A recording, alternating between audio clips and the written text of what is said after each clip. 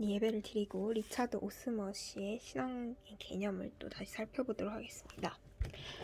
그래서 신념의 관계부터 보자면 신념과 관계가 형성되었다면 신앙의 대상에 대해 의지적인 헌신이 일어나야 합니다. 일단 그 사람과 관계를 가지게 됐으면 하나님과 자신과 이제 관계가 생기면 내가 이 말씀과 복음의 진리를 안 이상 가만히 있을 수가 없거든요. 의지적 헌신이 일어나게 됩니다. 깊이 있고 지속적인 관심을 드러내 주는 것. 자, 그럼 헌신은 무엇이냐? 그 사람을 위해 목숨을 바치는 건가? 라고 생각할 수 있지만 그 깊이 있고의 그 깊이에 해당될 수 있겠죠. 깊이 있고 지속적인 관심을 드러내 주는 것이 헌신이다. 이제까지 이해해오던 자신에 대한 이해가 신앙의 대상인 하나님에 대한 신념과 하나님과의 관계를 통해 달라지게 되는 겁니다. 하나님에 대한 신념 그것과 하나님과의 관계를 통해서 자신이 원래 이해하고 있던 것이 바뀌게 되는 것이죠. 그래서 행위적인 측면에도 변화가 일어나게 되는 것입니다. 그러나 아무리 우리가 신앙에 대해 전인적인 측면을 다 이해하고 형성하려고 해도 완벽하게 이해하는 것은 놀랍게도 불가능합니다. 뭔가 다 될 것 같은데 불가능합니다. 신앙의 대상인 하나님이 침묵하거나 감추어져 있거나 숨겨져 있어서 인간이 다 알 수 없다는 것이죠. 리차드 오스먼은 인간의 노력을 통해서는 붙잡을 수 없는 신비를 신앙의 개념에 포함합니다. 그게 바로 신비, 마지막 네 번째 신비가 되겠죠. 우리가 아무리 노력해도 넘을 수 없는 신비가 있다. 신앙은 인간의 이성과 감정과 행위를 넘어선 어떤 초월적이고 영적인 측면이 포함되기 때문이다.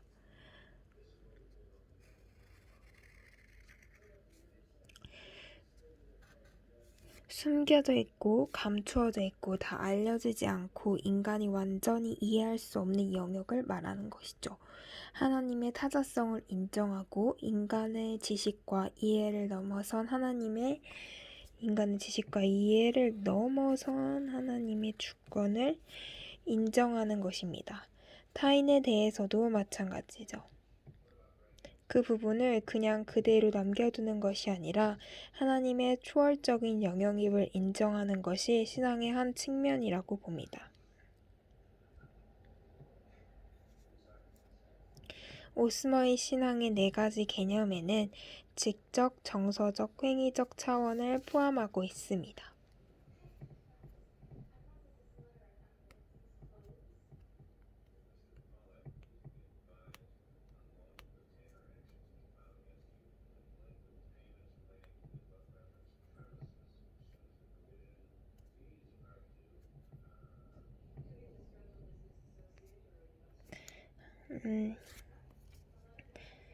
그래서 이 부분은 그냥 그렇다고 노력을 하지 않아서 노력을 통해 붙잡을 수 없는 신비의 개념이 있기 때문에 그렇다고 그냥 남겨두는 것이 아니라 그냥 하나님의 초월적인 영역임을 인정하는 것이 신앙의 한 측면이라고 보는 것입니다. 그래서 오스머 신앙의 네 가지 개념에는 지적, 정서적, 행위적 차원을 포함하고 있다. 아까 그 네 가지 개념이 신념, 관계, 헌신, 그리고 신비입니다. 정리하는 말을 좀 볼까요? 신학자들과 기독교 교학자들의 신앙에 대한 정의를 통해 신앙이란 여러 차원을 포함하고 있음을 알 수 있었습니다. 신앙의 대상에 대한 인간의 전인적인 측면이 포함된 개념이 신앙이라고 볼 수 있는 거죠. 지적인 차원의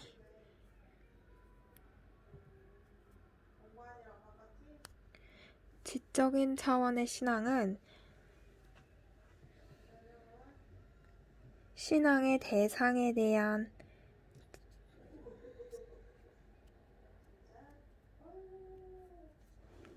지적인 차원의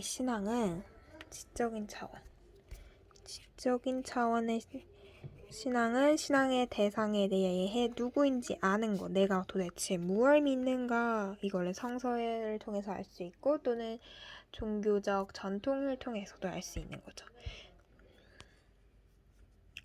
또 기독교 신앙에서 하나님이 누구신지, 예수 그리스도가 누구인지에 대해 논리적이며 이성적으로 이해하는 것이 신앙의 한 측면이라고 할 수 있는 것입니다. 신앙의 대상에 대해 지식이 없는 신앙은 맹신이 될 수 있고, 자, 만약에 지식이 없는 신앙은 맹신이 될 수 있어요. 지식이 없다면 맹신이 될 수 있겠죠. 그래서 예수 그리스도가 누구인지에 대해 논리적이며 이성적으로 이해하는 것도 신앙의 한 측면이라고 볼 수 있습니다. 신앙의 대상에 대한 지식이 없는 신앙은 맹신이 될 수 있고 미신이 될 수 있습니다. 신앙의 대상을 모르면서 신앙을 갖는다는 건 불가능하기 때문입니다. 그러한 신앙은 기초가 없는 신앙으로 자신의 주관과 감정에 따라 신앙의 대상을 이해하여 왜곡된 신앙을 가질 수 있습니다. 정적인 차원의 신앙 그래서 꼭 지적인 차원의 신앙이 필요하고요. 그 다음에는 정적인 차원의 신앙입니다.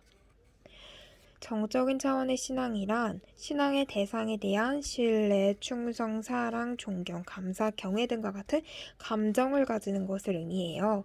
신앙의 대상에 대한 지식을 형성하게 되면 자연스럽게 감정으로 이어지게 되거든요. 이거란 이상 가만히 있을 수가 없을 겁니다. 감정을 먼저 가지고 이해의 과정을 또 거치기도 한다네요.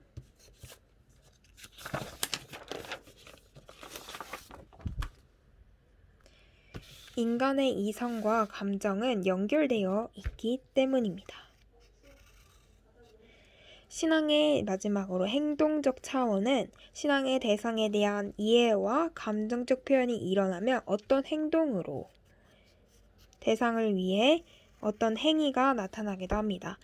그 신앙의 대상이 원하는 행위를 하는 것이죠. 이런 세 가지 차원이 함께 일어나야 신앙이라고 볼 수 있습니다. 신앙은 세 가지 전인적인 차원을 포함하는 특징과 더불어 신앙의 대상에 대한 어떤 명제에 대한 지적 동의가 아니라 관계 맺음이며 인간의 노력을 통해서는 붙잡을 수 없는 신비를 포용하는 특징을 가지고 있습니다. 자, 어떤 명제에 대한 지적 동의가 아니라 관계 맺음이며 인간의 노력을 붙잡을 수 없는 또 신비가 있다. 자, 여기까지 신앙에 대해서 살펴보았습니다.